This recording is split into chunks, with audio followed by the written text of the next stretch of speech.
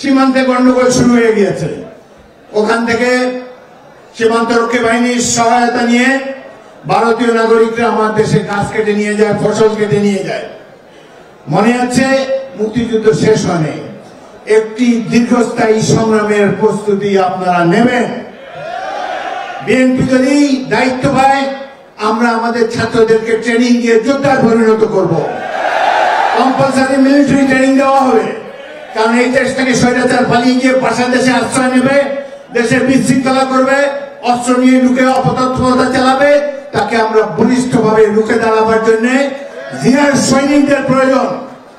জিয়াউর রহমান দেশের এক দুঃসময় তিনি রাজপথে পাদক প্রদীপের আলো এসেছিলেন জনগণের জানমাল ইজ্জত রক্ষা করার জন্য। আজকে জিয়াউর রহমান নেই, তার দল বিএনপি এখনো আছে।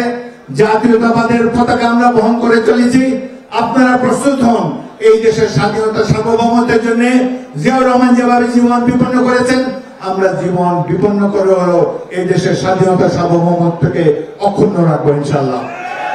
আমাদের এই দলের উপরে কোন ধরনের কলঙ্ক যাতে না আসে, প্রত্যেকটি কর্মীকে, নেতাকে সেই জন্য সজাগ থাকতে হবে। আমি আমাদের অ্যাক্টিং চেয়ারপারসনকে বলতে চাই, যত বড় নেতাই হোক, দুর্নীতির অভিযোগ পেলে তাকে সাথে সাথে বহিষ্কার করে দেবেন। আমরা একজন দুজন ব্যক্তির জন্য আমাদের দেশ এবং জাতির এবং দলের ভাগ্যকে বিপর্যয়ের সামনে নিতে চাই না। জিয়ার আদর্শ, সততা, তিনি একজন প্রকৃত মুক্তিযোদ্ধা ছিলেন। তার প্রমাণ হলো মৃত্যুর পর তার ব্যাংকে 1000 টাকাও ছিল না। এই বিশাল দেশে তার কোনো জমি নাই। সকল ধরনের লোক লালসার ঊর্ধ্বে তিনি ছিলেন। আজকে বিএনপির বিরুদ্ধে অনেকেই অপপ্রচারণা চালাচ্ছে।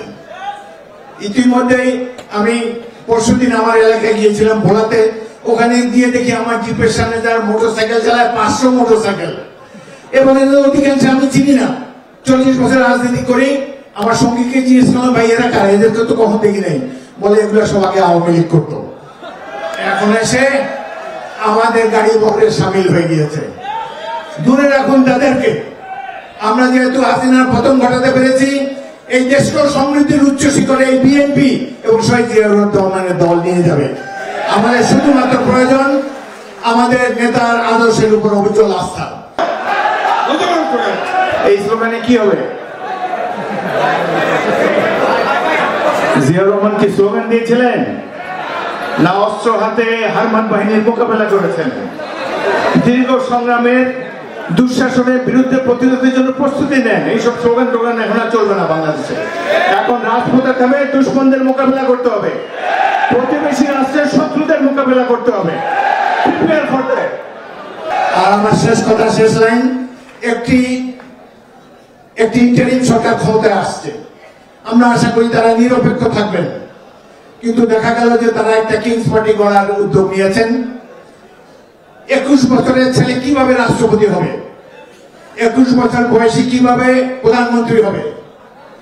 এই জাতীয় সংসদ নির্বাচনে অংশগ্রহণ করার জন্য এই যে বয়সসীমা কমিয়ে দেওয়া হয়েছে, একটি দলকে সুযোগ সুবিধা দেওয়ার জন্য করা হয়েছে। কোনো আপত্তি নাই, জনগণ যদি এদেরকে বেছে নেয় 12 বছরের রাষ্ট্রপতিকে আমরা মেনে নেব, but he has to be elected by the people. কোন ধরনের বৈষম্য সরকার যাতে না করে, আমরা তাদের কাছে আশা জানাবো। ডক্টর ইউনূস আমাদের গর্ব, সারা বিশ্বে তার ব্যাপক পরিচিতি রয়েছে। আমরা তাকে সম্মান করি, তাকে সহযোগিতা করার জন্য আমরা সবাই প্রতিজ্ঞাবদ্ধ।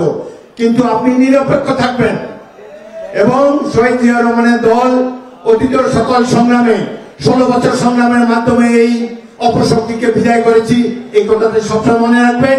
আপনাদের প্রধান কাজ হলো একটি নির্বাচিত সরকারের কাছে দায়িত্ব হস্তান্তর করা। এই কাজে আত্মনিয়োগ করুন। যারা আমাদের জীবনকে অনেক মানুষের অনেক মায়ের কোল খালি করেছে, তাদের বিচার করুন। আর এই দেশের অর্থ সম্পদ যারা বিদেশে পাচার করেছে, সেটি দেশে ফিরিয়ে আনার চেষ্টা করেন। এই প্রোক্লামেশন, এই মিশন, ওই মিশন, এগুলো জনগণের কাজে লাগবে না। যদি এই তাদের চুরি করা অর্থ কিছু ফেরত আনতে পারেন, বাংলাদেশের জনগণের কাজে সেটি লাগবে।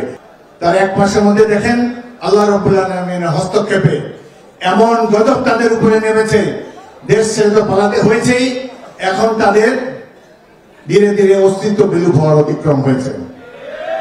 এখন আমাদের করণীয় কি? আমরা অবশ্যই একটি নির্বাচিত সরকার দেখতে চাই।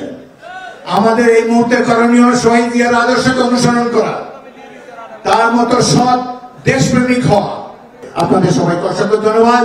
শহীদ জিয়া অমর হোক, বিএনপি জিন্দাবাদ।